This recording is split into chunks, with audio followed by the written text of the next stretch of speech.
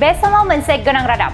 काश्मीराव उदखारिफोरनि बेरेखायै रौनिया हान्जानि गोख्रों गाग्लोबनाय ट्रायलनि हाग्रायाव श-इ-महमनि साथाम उदखारिफोरखौ गावथारनो हादों सुलुंनि बायदिब्ला पुलवामायाव 48 घन्टायाव बियो नैथि एनकाउन्टार खालामनाय बेनि सिगाङाव मंगलबाराव शपियानाव लश्करनि साथाम उदखारिफोरखौ गावथारनाय जादोंमोन मिथिनो मोननाय बायदिब्ला जम्मु काश्मीरनि ट्रायलाव रैखाथि हान्जा आरो उदखारिफोरनि गेजेराव मोगा-मोगि जानायनि रादाब मोननाय जादों बे समाव साथाम उदखारिफोरखौ गावथारनो हादोंमोन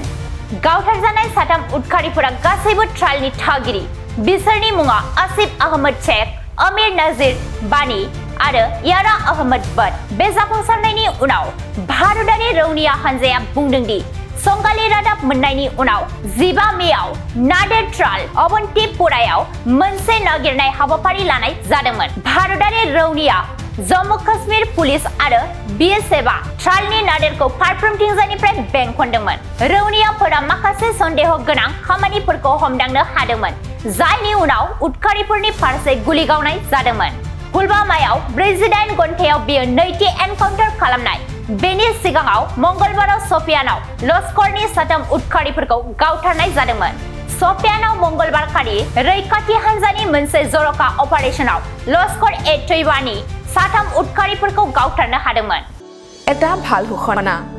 বঙাইগাঁও মেডিটেক এলাইট হেল্থ ইনষ্টিটিউটৰ 2025 আৰু 26 বছৰৰ DMLT laboratory technician X-ray and imaging technician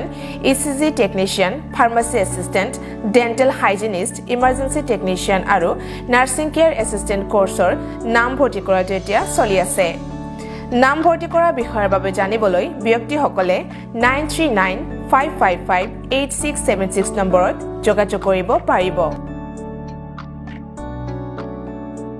मोनसे गोजोनथाव फोसावथाय बङाइगाव मेडिटेक एलाइट हेल्थ इनस्टिट्यूटआव इंराजि बोसोर 2025-26 मायथाइनि थाखाय DMLT laboratory technician X-ray and imaging technician ECG technician pharmacy assistant dental hygienist emergency technician आरो नार्सिं केयार एसिस्टेंट कोर्सनि मुं थिसननाया सोलिगासिनो दङ